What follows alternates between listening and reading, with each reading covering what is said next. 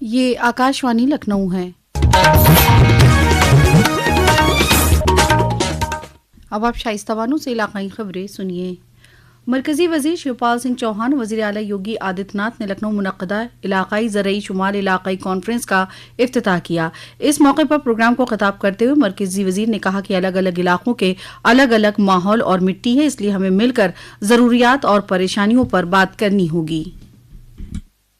हमारी अलग अलग एग्रो क्लाइमेटिक जोन है, अलग अलग क्षेत्र की माटी अलग है, जलवायु अलग है, समस्याएं अलग है। जो उत्तर प्रदेश के लिए प्रासंगिक है वो आसाम में लागू हो सकता है। तो अलग अलग जोन में बांटकर अगर हम चर्चा करेंगे तो विस्तार से चर्चा होगी और इससे हम अलग अलग राज्यों के जलवायु को देख के, माटी को देख के, वहां की आवश्यकताओं को देख के, वहां की समस्याओं को देख के हम ठीक योजना बना पाएंगे। एक तरफ यहाँ पंजाब और हरियाणा जैसे राज्य है जिनने हरित क्रांति शुरुआत की थी, दूसरी तरफ उत्तर प्रदेश है कि उत्तर प्रदेश तो देश में खाद्यान्न उत्पादन में आज नंबर बने, सबसे ज्यादा योगदान उत्तर प्रदेश का खाद्यान्न उत्पादन में है।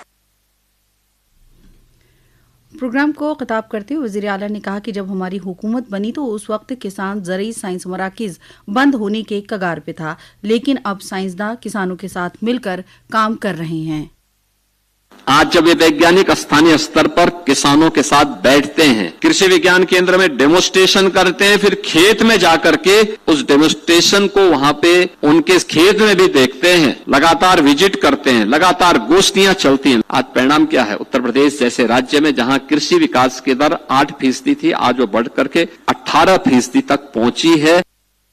इस कॉन्फ्रेंस में 8 रियासतों और 2 मरकज की ज़ेरे निगरान रियासतों के वजीर ज़राअत और प्रिंसिपल सेक्रेटरी शामिल हुए हैं। प्रोग्राम में किसानों से मुताल्लिक अहम निकात पर तबादला ख्याल किया जाएगा, साथ ही किसानों की आमदनी में इजाफे के लिए मुस्बत हिकमत अमली तैयार होगी। प्रोग्राम के बाद वजीर ज़राअत शिवराज सिंह चौहान ने इलाकाई ज़रई कॉन्फ्रेंस शुमाल इलाके के मुताल्लिक नामा निगारों से बात भी की।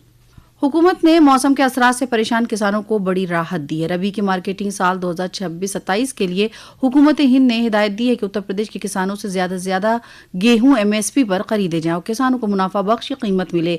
रियासत में गैर मौसमी बारिशों के नतीजे में गेहूं के म्यार में गिरावट आई है। चमक होने के साथ साथ गेहूं के दाने भी सिकुड़ गए हैं। इसके पेश नजर रियासती हुकूमत की दरखास्त पर हुकूमत हिंद ने किसानों के मफाद में बगैर चमक के और सिकड़े हुए गेहूं खरीदने की इजाजत दी है। आज कौमी यौम पंचायती राज है। वज़ीर आला योगी आदित्यनाथ ने अपने सोशल मीडिया पैगाम में रियासत के अवाम को मुबारकबाद दी। उन्होंने कहा कि पंचायती राज निज़ाम भारत की जमहूरी इक़्तिदार को मुस्तहकम बनाने का जरिया है। उत्तर प्रदेश सानवी तालीम बोर्ड यूपी बोर्ड के 10वीं और 12वीं दर्जे के नताइज का कल ऐलान कर दिया गया। सानवी तालीम बोर्ड के डायरेक्टर महेंद्र देव ने बताया कि 10वीं में सीतापुर की कशिश वर्मा और जैदपुर बाराबंकी की अंशिका वर्मा ने 97.83% नंबरों के साथ टॉप किया। वहीं इंटरमीडिएट में सीतापुर की शिखा वर्मा 97.60% नंबरों के साथ टॉपर बनी। Central board of secondary education CBSE 15 मई से 10वीं जमात 2026 के इम्तिहान का दूसरा मरहला मुनक्किद करेगा।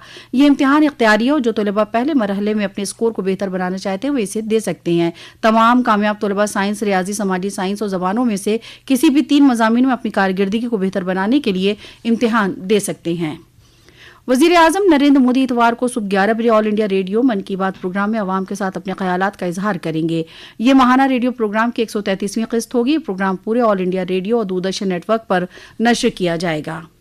कौमी शायर रामधारी सिंह दिनकर के लाजवाल काम रश्मि रति की 75वीं और उनकी 52वीं बरसी के मौके पर 3 रोज़ा रश्मि रति फेस्टिवल का इनेकाद किया जा रहा है। वज़ीर आला योगी आदित्यनाथ इस अज़ीमुश्शान अदबी और सकाफती तकरीब का इफ्तिताह करेंगे जो आज से 26 अप्रैल तक जारी रहेगा। मरकजी वज़ीर ज़राअत शिवराज सिंह चौहान भी प्रोग्राम में शामिल होंगे। रियासत के महाराजगंज जिले में यात्रियों को लेकर जाने वाली एक बस जो नेपाल के प्यूठान जिले में स्वर्ग द्वारी के दर्शन के लिए जा रही थी, नेपाल के सिंघाई के करीब खाई में गिरने से 2 अफराद की मौत हो गई।